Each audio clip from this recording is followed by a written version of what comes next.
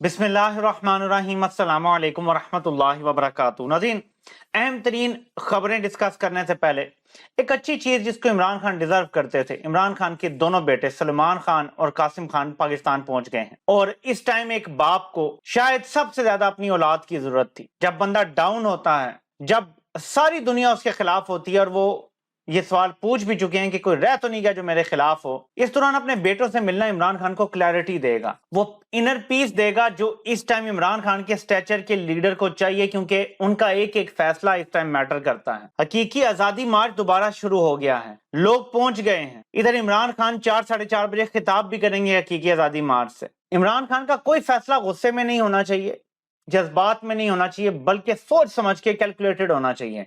और इसके लिए उनके बेटों से मिलना इंतहाई अहम है। ये मैं आपको इसलिए बता रहा हूं कि मैंने बहुत ज्यादा साइकोलॉजी पढ़ी हुई है। ये बहुत अहम है कि उनकी औलाद आई है। लेकिन साथ ये कहना चाहूंगा कि इमरान खान के बेटे पाकिस्तान आ गए हैं, लेकिन वो वापस नहीं आया जो दवाई लेने लंदन गया था। अब आते हैं आज की चीजों की तरफ। आपको एक खबर दिखाना चाहता हूं। ये खबर अमेरिका से शेयर की गई है और ये साबिक नामालूम अफराद के काफी करीब समझे जाने वाले बंदे ने शेयर की है, और ये बड़ी अहम खबर है।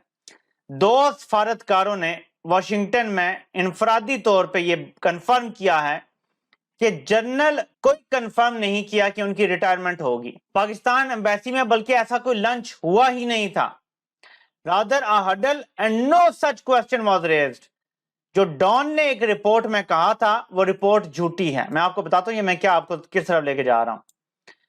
फिर आगे वो कहते हैं when I prodded further saying why, यानी डॉन की रिपोर्ट को रिफ्यूट क्यों नहीं किया गया, तो डिप्लोमेट ने कहा कि इससे कॉम्प्लिकेशंस पैदा हो सकती थी विद अ पॉसिबल डेफरल, यानी डेफर हो सकती है उनकी रिटायरमेंट। यानी अगर अभी हुकूमत गिर जाती है तो जब तक नई हुकूमत नहीं आती यही बंदा कंटिन्यू करेगा। Had 2 public meetings, a breakfast with Washington think tankers and another one with diplomat staff. अब मैं इस खबर का आपको बाकी हिसाब के सामने नहीं रखता, मैं खुद पढ़ता हूं, आप सिर्फ मेरे साथ सुने। Sources in the think tank meeting confirm that retirement was never raised, यानी think tank में भी ये बात नहीं। आपको पता है कि एक खबर लगी थी, शायद डॉन ने भी लगाई थी और बहुत सारे जरीदों ने, कि जब मौसूफ ने अमेरिका का दौरा किया तो वहां पे एक एम्बेसी के लंच पे उन्होंने कहा कि मैं रिटायरमेंट लेने जा रहा हूं, और एक अमेरिकी थिंक टैंक के सामने कहा कि मैं रिटायर होने जा रहा हूं। अब ये कहा जा रहा है कि उन्होंने किसी जगह रिटायर होने की बात नहीं की। आगे लिखा है sources in the staff meeting confirm the same, कि उन्होंने कोई रिटायरमेंट की बात कहीं भी नहीं की। आगे चलें जरा, अब आपको दिखाता हूं। एक तरफ रिटायरमेंट की बात नहीं की, लेकिन झूठी खबर लगी, उसको किसने रिफ्यूट नहीं किया, कोई स्टेटमेंट नहीं आया कि नहीं ऐसी तो कोई बात हुई नहीं अमेरिका में। उसके बाद एक खबर लगती है, वो मैं आपको दिखाता हूं, और ये कल की खबर। Despite clear cut no suggestions being made to PMLN to convince to continue, यानी मैं तो जानना चाहता हूं लेकिन नून लीग मुझे जबरदस्ती रोकना चाह रही है। नून लीग को यह मशवरा दिया जा रहा है, हालांकि उन्होंने तो नो कर दिया है कि आप रोकें, आप रखें इनको। खेल आपको कुछ ना कुछ अब समझ आना शुरू हो गया होगा। वो कहते हैं कि लार्ज क्वेश्चन यह है कि will PMLN PDM government name a new appointment, यानी नया बंदा नॉमिनेट होगा, जिसके बारे में खबर बाय द वे आज आ सकती है, आजकल में या इसी हफ्ते में आ सकती है। आज के बारे में भी कहा जा रहा है।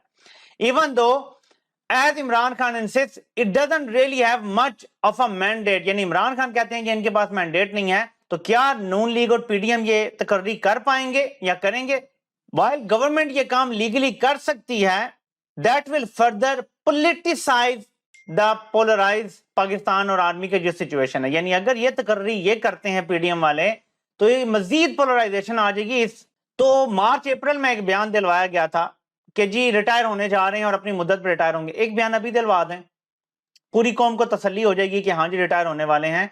तो यहां पे मैं फिलहाल इस बात को खत्म करता हूं कि अब तक ये बयान नहीं दिलवाया गया कि कोई रिटायर होने वाला है। नाज़रीन, अरशद शरीफ की पोस्टमार्टम रिपोर्ट जिस तरह मीडिया पे चलाई गई उसके बारे में मैं क्लियरली आपको बता चुका हूं, मोटिव्स क्या हैं, किस तरह पिन करने की कोशिश की जा रही है। लेकिन मैं यहाँ पे एक सवाल छोड़े जा रहा हूं आपके लिए। साइंस इतनी तरक्की कर चुकी है कि हम जख्म कितना पुराना है ये जान सकते हैं। साइंसदानों ने तो हड्डियां देख के बताना शुरू कर दिया है कि ये इतने करोड़ साल पुराना डायनासोर है, ये फलां इतने लाख साल पुराना ये है, और फिर खोपड़ियां मिल रही हैं तो उससे एवोल्यूशन का सारा निकाल रहे हैं कि कब क्या था कब क्या था। लेकिन पाकिस्तान जहां एक एफआईआर दर्ज नहीं हो सकती कुछ लोगों की मर्जी के बगैर, वहां पे उनके इन्फ्लुएंस के अंदर कुछ डॉक्टरों ने ये रिपोर्ट दे दी मुबैना तौर पे कि अरशद शरीफ पे 3 घंटे तशद्दुद हुआ।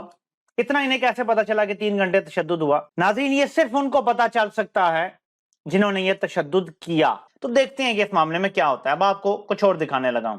تحریک انصاف ڈٹ گئی ہے اور ایسی ڈٹی ہے کہ پاکستان کی تاریخ میں کوئی نہیں ڈٹا.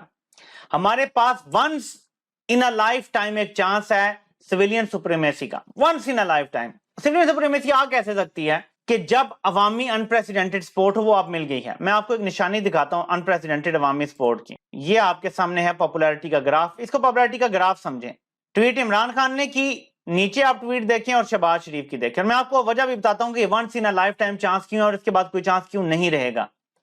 عمران خان وہی ٹویٹ کرتے ہیں, کنگریچولیشن کرتے ہیں ٹیم کو. 1,16,000 لوگوں نے ایک گھنٹے کے اندر, ایک گھنٹے کے صرف یہ میں آپ کو نمبر دکھا رہا ہوں, ایک گھنٹے کے اندر لائک کیا.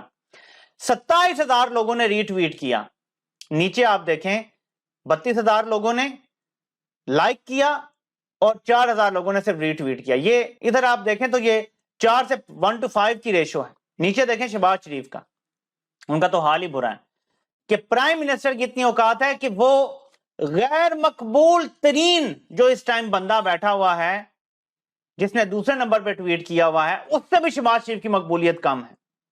یہ ہے, اور یہ آپ کو پوائنٹ سمجھ آ گیا. آپ کو سمجھ آ جائے گا کہ یہ once in a life time chance ہے سویلین سپریمیسی کا.